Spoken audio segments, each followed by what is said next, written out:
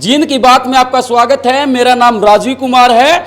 प्रदीप गिल ने विधानसभा चुनाव की अपनी तैयारियां शुरू कर दी हैं। कह सकते हैं कि जींद से कांग्रेस पार्टी की टिकट पर इन्होंने ताल ठोक दिया। हालांकि देखने वाली बात होगी कि कांग्रेस किसको अपना उम्मीदवार बनाकर जो है विधानसभा का चुनाव लड़वाती है।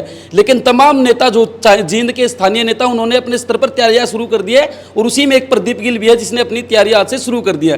प्रदीप गिल जी, कल एक बड़ी मीटिंग भी बुला ली, आपने अपने स्तर पर भी तैयारियां शुरू कर दी, कैसा रिस्पॉन्स है फिलहाल? वैसे तो मैं जनता के बीच में रहा हूं राजीव भाई, और इस बार जो हमने चुनाव में लोकसभा में हमारा प्रदर्शन रहा उसके लिए हम लोगों ने बेस्ट विशेष जो हमारे साथी वर्करों ने काम किया उसके लिए एक बैठक बुलाई, भाईचारा बैठक।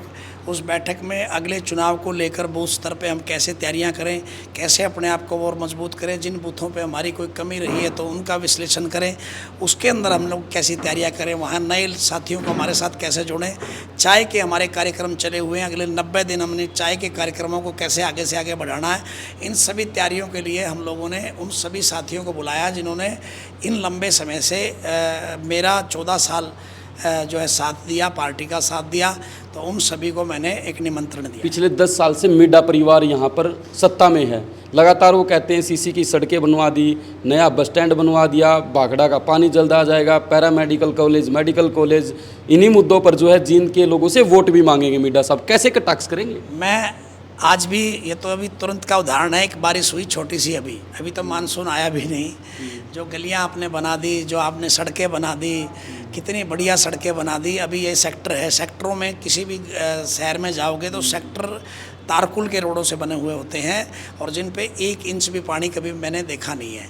लेकिन यहाँ पर अगर देखोगे तो यहाँ पर सारी सड़कें जो है ना वो बना दी सीसी की, सॉरी साली ये ब्लॉक वाली जो सड़कें बना दी, ये विकास है इस जींद का।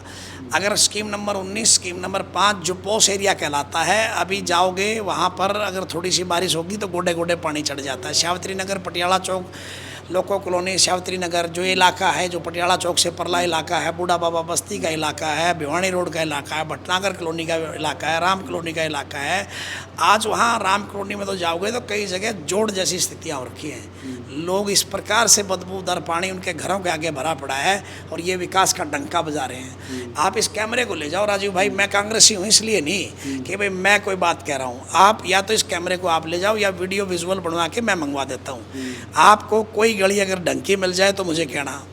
बात रही पैरामेडिकल, बात रही अन्य जो है ना सड़कें और सिस्टमें बनाने की, कितनी सड़कें इन्होंने बनाई, कितना उसमें गबन हुआ। आज सबसे बड़ा उदाहरण यहाँ है, एसपी की कोठी के सामने का रोड पहले बनाया गया, दोबारा उसको तोड़ दिया गया। सिर्फ क्या कि भाई सीवरेज की व्यवस्था इसमें सही नहीं हो पाई। भाई किस तरह का है, एक बार पाड़ लो तो कमीशन और बनाओ फिर तो कमीशन, और लगभग 1 साल से ऊपर पड़ी रही। वो बार बार आवाज़ उठाई तब जाकर बनी।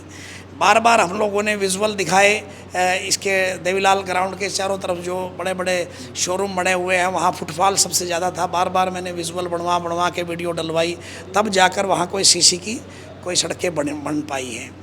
अगर मैं बात करूं शिक्षा का क्या सुधार आपने किया, चिकित्सा में क्या सुधार आपने किया, आपने इस जींद में क्या नया दिया, ये आप भी जानते हैं। अगर दिया होता तो फिर जींद की जनता आपको चुनाव ही जिता देती। 2800 का जो गैप रहा है वो जाके 48,000 पे रुकवाएंगे इस बार। इतनी मेहनत हम लोग करने जा रहे हैं। अगले 90 दिन हम लोग जो फील्ड कर रहे हैं उसके अंदर हमने जनता से एक ही बात पूछी है कि विधायक कैसा हो। क्या विधायक ऐसा हो कि आपको ये कहे बार बार जब उसके दरवाजे पे जाओ तो मेरी चलती नहीं है। बहुत सारे लोग गरीब मुझे मिले कि हर बार हमें ये कह देते हैं मेरी तो चलती नहीं है, फिर कह रहे हो विकास हुआ है। तो दोहरा चरित्र सिस्टम चलेगा नहीं अब।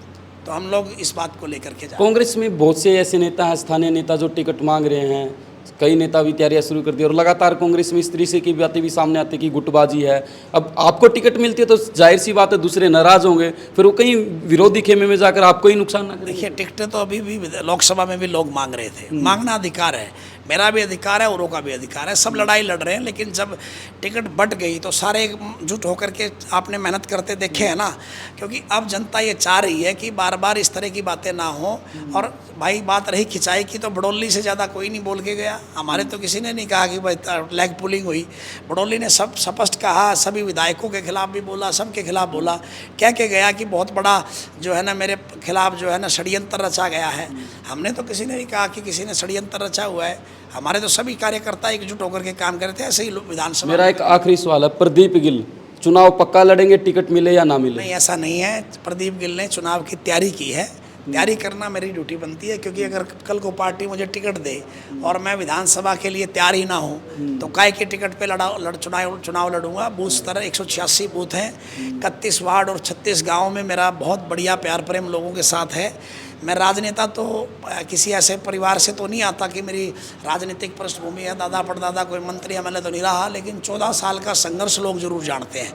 मेरा 36 बरादरी में जो भाईचारा है उसको लेकर के मैं जनता के बीच में गया हुआ हूँ और 90 दिन इतनी मेहनत करना चाहता हूँ कि लोग खुद ब खुद ये कहें कि भाई टिकट पर चुनाव आना चाहिए। जनता की आवाज़ नेताओं तक भी जाए और कल को नेता भी इस बात को माने कि हाँ, हमें बदलाव करना है। बिल्कुल, ये मेरे साथ प्रदीप गिल थे जिन्होंने चुनाव को लेकर, यानी कि विधानसभा का चुनाव जो 3 से 4 महीने बाद हरियाणा में होगा, उसको लेकर अपनी तैयारियां शुरू कर दी हैं। बहरहाल अब देखने वाली बात होगी प्रदीप गिल कैसे चुनाव लड़ेंगे, किस तरीके से तैयारियां करते हैं, और देखने वाली बात भी होगी कि जींद विधानसभा सीट पर कांग्रेस की टिकट किसके खेमे में जाएगी या फिर कहें कि किसके खाते में जाएगी। जींद की बात के लिए राजीव कुमार की रिपोर्ट।